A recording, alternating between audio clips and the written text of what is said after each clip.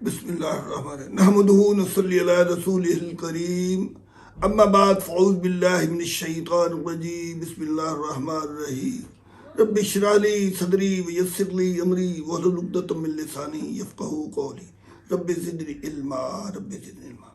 बेटा, आज का मौजू जो है वो बहुत ही अल्लाह ताला के रहीम व करीम के अल्फाज है। इन्ना रब्बी रहीम वदूद, बिलाशुबा मेरा रब बड़ा रहम करने वाला, नहायत ही मोहब्बत करने वाला है। यानी कि अल्लाह ताला बड़ा रहीम व करीम है। अगर हम गौर से कुरान मजीद का मुताला करें तो हमें मालूम हो जाएगा सबसे ज़्यादा और बार बार पढ़ी जाने वाली आयत कौन सी हैं, तो हमें मालूम हो जाएगा कि बिस्मिल्लाहिर्रहमानिर्रहीम और सूरत फातिहा है। और इसमें भी अर्रहमानिर्रहीम का तज़किरा मौजूद है। और अगर हम इसको पूरे कुरान मजीद में तो देखें तो गालिबन 157 बता रहे थे कि रहीम करीम के अल्फाज आते हैं। अगर हम इन आयात का उर्दू में तर्जमा करें तो बड़ी आसानी से हमारे दिलो दिमाग में ये बात बैठ जाएगी कि वो कौन सी ज़ात है जो सबसे ज़्यादा रहम करने वाली है। बिस्मिल्लाहिर्रहमानिर्रहीम का तर्जमा शुरू करता हूँ अल्लाह ताला के नाम से जो सबसे ज़्यादा मखलूक पर रहम करने वाला है।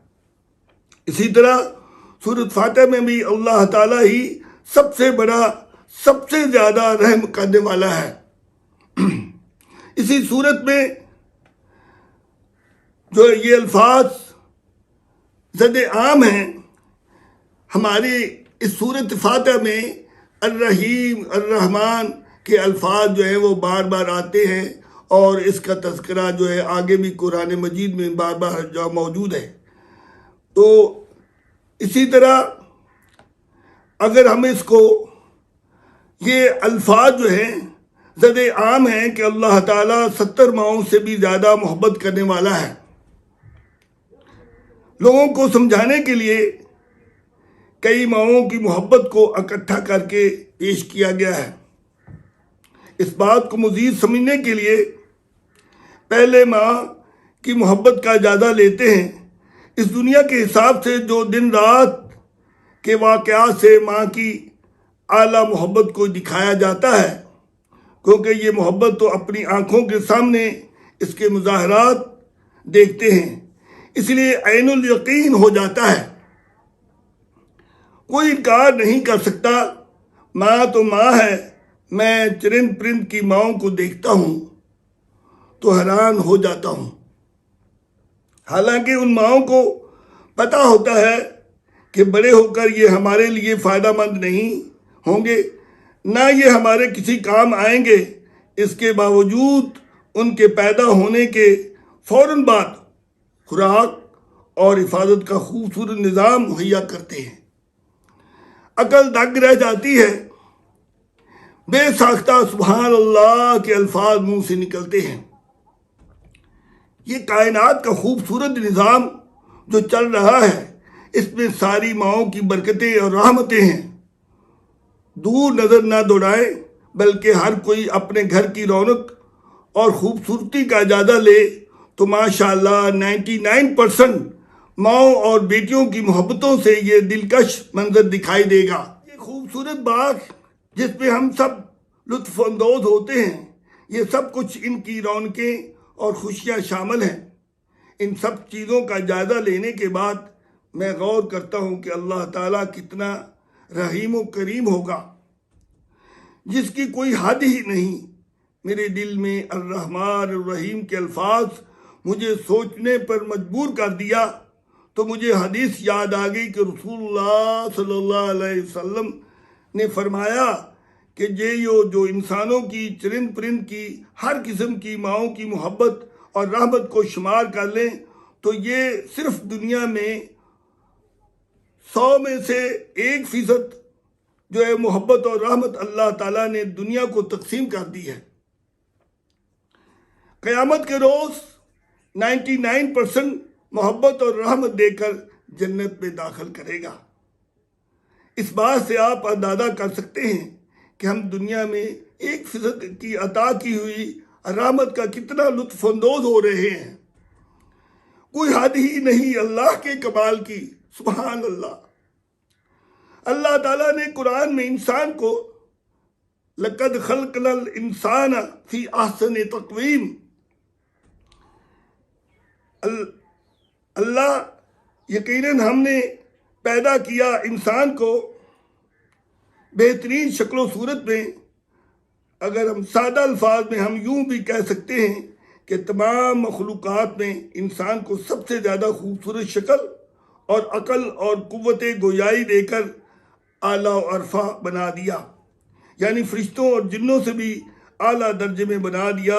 और इस मखलूक से भी मोहब्बत से भी ज़्यादा मुझसे ज़्यादा मोहब्बत है। यानी अल्लाह ताला ये फरमाते हैं कि इंसानों से सबसे ज़्यादा मुझे मोहब्बत है, क्यों ना हो। तो इसके आगे जो है वो हम इसको और इसका मुताला कुरान मजीद का मुताला करते हुए उसमें हमें नज़र आता है कि भी अंता रहमुर राहिमीन, अंता गफूरुर रहीम, अंता रहीमुल करीम के बेशुमार अल्फाज इस किस्म के अंदाज में आते हैं। तो अल्लाह ताला कहता है कि मैंने इस मखलूक के साथ मैं बड़ा रहीम करीम हूँ की सिफात का बेशुमार दफ़ा जिक्र किया गया है। इसकी क्या हिकमत है, तो हमें मालूम होता है कि अल्लाह ताला इंसान की दुनिया की थोड़ी सी ज़िंदगी की कदर इस तरह की है कि इसकी दुनिया की आंख बंद होने के बाद हमेशा हमेशा की ज़िंदगी को जन्नत की सूरत में राहतों और चैन में बदल दिया है। और साथ फ्री हैंड ये कहकर कि जन्नत में जो चाहोगे वो मिलेगा। जो चीज़ मिलेगी वो इस दुनिया के अंदर उसके वहमो गुमान में भी नहीं आ सकती। अभी तो ये चीज़ें तो हमारी आंख से ओझल हैं। इन राहतों और खुशियों को इंशाअल्लाह हम इंजॉय करेंगे अल्लाह ताला की रहमत से। अल्लाह ताला हमें ये दे जन्नत में ये सारी हमें, आमीन। इस दुनिया में जो अल्लाह के दोस्त बन जाते हैं तो अल्लाह की रहमत की बारिश किस तरह बरसती है, इस पर कुरान में सच्चे वाक़यात जो नेक लोग से भरी पड़ी है। जिस तरह अल्लाह ताला की रहमत इन पर बरसी, इसकी मदद से हम यकीन की दुनिया को हासिल कर सकते हैं। सबसे पहले वाक़या बाबा जी आदम अलैहिस्सलाम और हमारी सबकी माँ अम्मा हव्वा सलामुन अलैहा की पैदाइश के बाद जन्नत में दाखिल कर देना और गलती पर सॉरी कहने पर अपनी रहमत से मुआफ़ कर देना, बल्कि खूबसूरत औलाद देकर इस जहान को आबाद कर देना, ये सब कुछ अल्लाह की रहमत का जलवा था। वक़्त की कमी के पेश नज़र मैं चंद अंबिया का जिक्र करके अल्लाह ताला ने अपनी रहमत से शानदार मोज़ात देकर इस दुनिया में सर बुलंद किया और लोगों को हैरान और ससर कर दिया, नामुमकिन से मुमकिन बना दिया। अगले विलाप में इंशाअल्लाह मैं आपको ये बयान करूँगा कि अल्लाह ताला की रहमत जो है वो अंबिया पर किस तरह नाज़िल हुई।